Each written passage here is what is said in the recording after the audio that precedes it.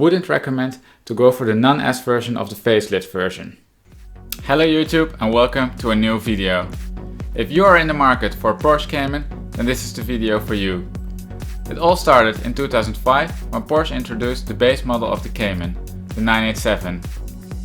This model was updated in 2009 by the 987.2 and the model was completely revised in 2013 by the 981. The latest model which is for sale is the 718 and was introduced in 2015. In this video, however, we will only be looking to the 987 as there are such a large variety of Caymans for sale. In videos which are still yet to come, we will also have a look at the 981, the 718 and the more specialized models like the GT4 and the Cayman R. Now let's start this depreciation analysis and see if it's already a good moment to get into a 987. I divided this analysis in the following components. First, we have a look to all the pre-facelift versions, meaning the Caymans before 2009. These are then divided between the S and the non-S. After that, we'll have a look to the Caymans after 2009. These are also divided between the S and the non-S. In the end, we will look to the full market and we will look to both the pre-facelift, the facelift and the S and the non-S all together to see what would be the best deal. In the graph over here, you can see the relationship between year and price for the 987.1 base model. On the x-axis we have years ranging from 2006 till 2009 and on the y-axis we have the price ranging from around 16,000 euros all the way up to 40,000 euros. The blue line shows the depreciation and the average depreciation per year for the base model, which is 2,471 euros.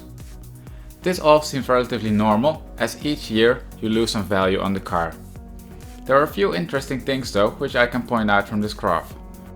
First, I think it's interesting to see that in 2006 the cars are actually more expensive than in 2007. Finally, in 2008 you can also see that there are some clear outliers as some cars are priced close to 40,000 euros. As we will see later, these are the cars which are actually almost brand new as they have less than 10,000 kilometers. Let's continue. This graph shows the relationship between kilometer and price for the 987.1 base model. When you look to kilometers, you can see that there's a huge range of kilometers available. You can almost get a brand new 987.1 model, meaning with 0 kilometers, or you can go for an old one with 200,000 kilometers. The price range is of course the same as in the previous graph. When we then start to look to the relationship between the two variables, you can see that you're losing on average 88 euros for every 1000 kilometers you drive with the Cayman. This effect is however declining the more mileage you add, as you can see that the blue line is clearly bottoming out approximately after 100,000 kilometers. We can do the same type of analysis but then for the S version of the 987.1. This is what you see in the graph over here. We have years on the x-axis again and price on the y-axis.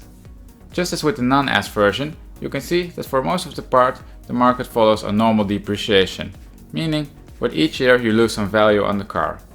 In fact, the blue line shows, as it's downward sloping, that you lose on average 2,140 euros per year on the 987.1 S version. Also here I think some interesting things can be seen from the graph. First of all, and the most interesting one, is that you can see that from 2007, 2006 and 2005 the average price point of the market is actually increasing, as you can see that the slope is actually upward when you look to the lowest price cars in the market. Perhaps that can indicate that the values will rise for this model of the Cayman. If we then start to look to the relationship between kilometer and price for the 987.1 S version, we can see that the kilometer range is a bit different than for the non-S version. We can see first of all that the bottom of the market is a lot higher as there are no new cars for sale kilometer wise. You can see that the kilometers start to build up only around 27,000 kilometers. Secondly, we can see that the top is lower as the maximum kilometer amount is around 180,000 kilometers. When we start to look to the relationship between kilometer and price, we can see that of course this is also downward sloping and that you're losing on average 91 euros per 1000 kilometers you drive.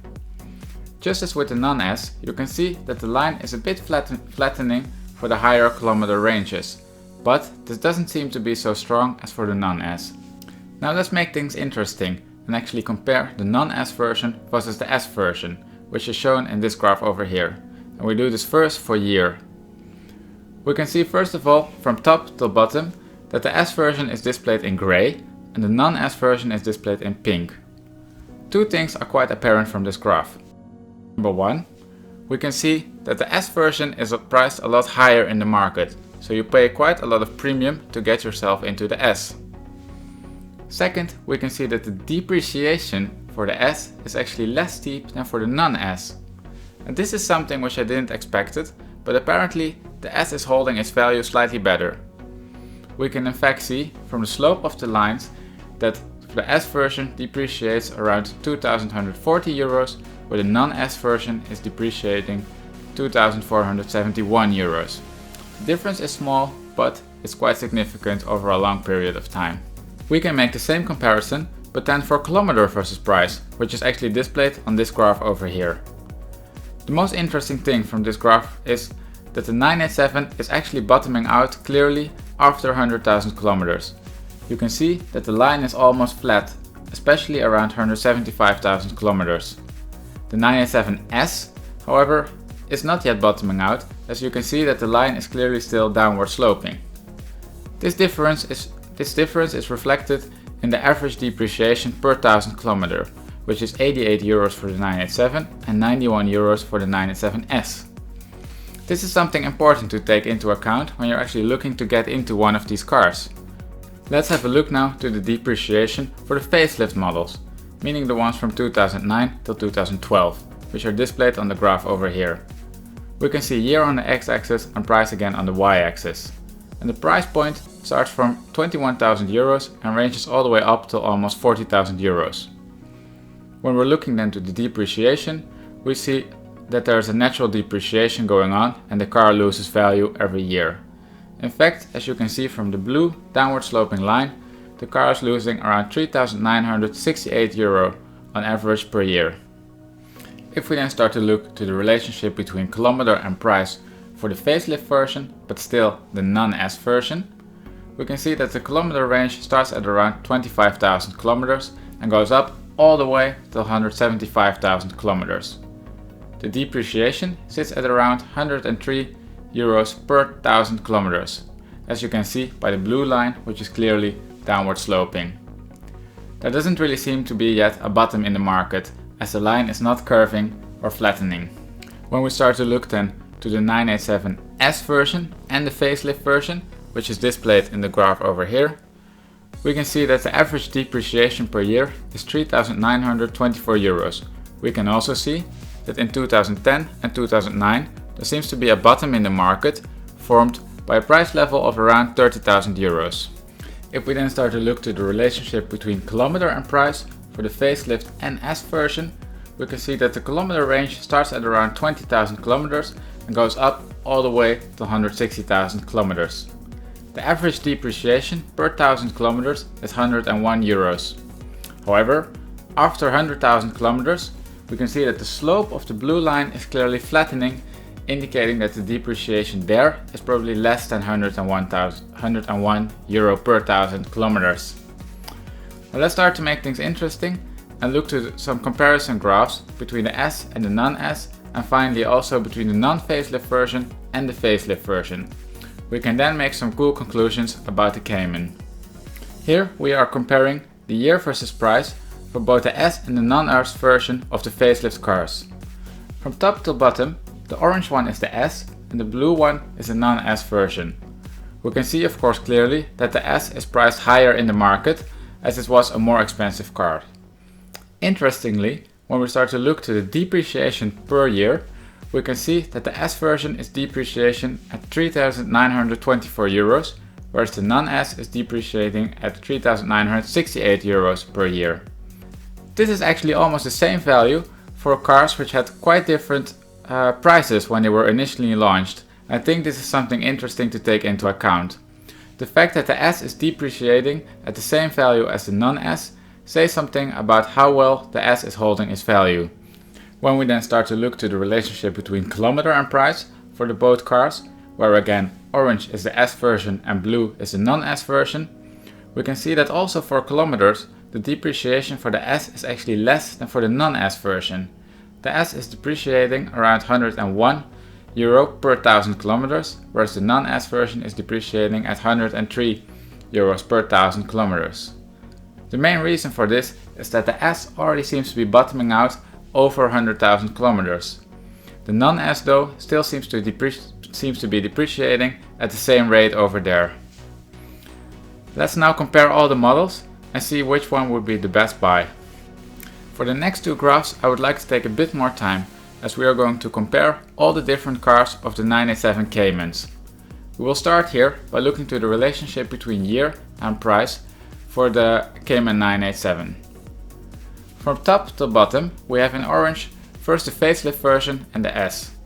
In blue we have then the facelift version non-S, in grey the non-facelift version S, and in pink we have the non-facelift version non-S. When we look to the depreciation per year, we can see that it's clearly the facelift version which is depreciating the most. The average depreciation for the facelift version sits at around 4,000 euros, while the average depreciation for the non-facelift version sits just a bit above 2,000 euros. When we are looking to the car which would be actually the best buy from a depreciation perspective per year, we arrive at the 987.1S, as this is depreciating at 2,140 euros per year. If we look then to the relationship between kilometer and price for the whole market, we can see that it's actually the facelift non-S version which is standing out from the rest of the crowd. This car is displayed here in blue on the graph, and we can see that contrary to the rest, this one is almost showing still a linear depreciation per kilometer driven. We can clearly see for the rest of the cars that they are bottoming out after around 100,000 kilometers. That is for the facelift S, for the non-facelift S and the non-facelift non-S. When we then start to look to the car which is depreciating the less per kilometer driven, we arrive at the 987.1 base, which is depreciating at around 88 euros per 1000 kilometers driven. Let's conclude this video by figuring out which Cayman is the best buy from a depreciation perspective. When we look to a year, we can see that the depreciation per year is actually the least for the 987.1 S version and sits at around 2,140 euros per year. When we're factoring in kilometers, or the depreciation per kilometer, we can see that this car actually ends up second. And given the fact that it's the S version and therefore more powerful than the non-S version, I would definitely recommend to go for the 987.1S. However, I would be looking to one of the older versions, meaning 2008 or even 2009, as the early models, the 2006 ones, are known to have some engine problems. If you are, however, in the market for a facelifted version, the 987.2, I would absolutely recommend to go for the S version, as it shows that both from a year and from a kilometer perspective, this car depreciates less than the non-S version. From this it follows that I definitely wouldn't recommend to go for the non-S version of the facelift version. If you like this video, please hit the like button, smash that subscribe button, so you will stay tuned for more videos to come. See ya!